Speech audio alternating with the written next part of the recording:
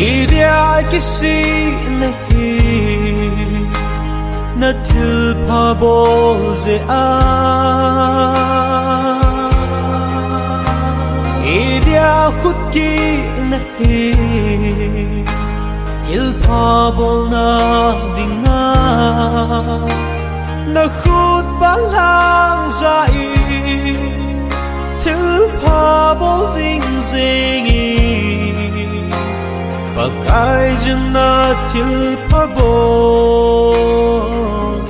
Aveli zinge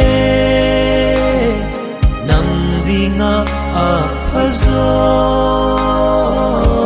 Nagon pe zinge Khuna in love Pantinay te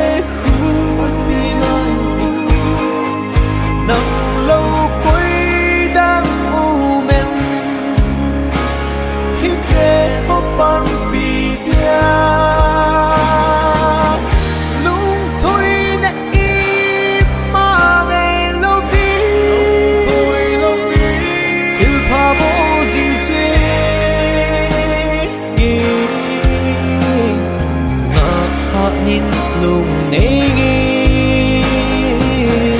không chỉ lâu vì mặc vì ngài để bằng vì gì Jesus Christ is now inam khăn khô ahi khuna in love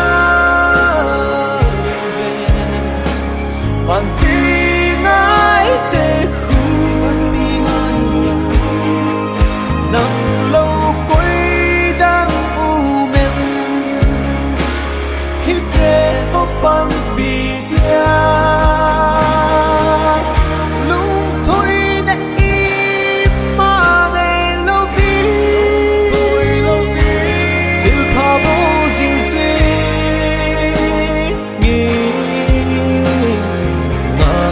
nhìn lung nei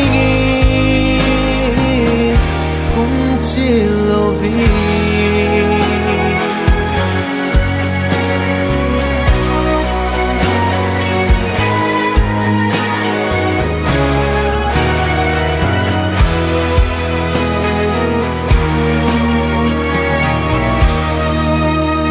say xít sa pi na le tay tông ngất tâm dòng lê ra sông na nei nang dia mel ma ati nang malung gel panga thil a hung lung lâu te lung hem hi so kana in khomang hi pakai zin pat anei sumil hi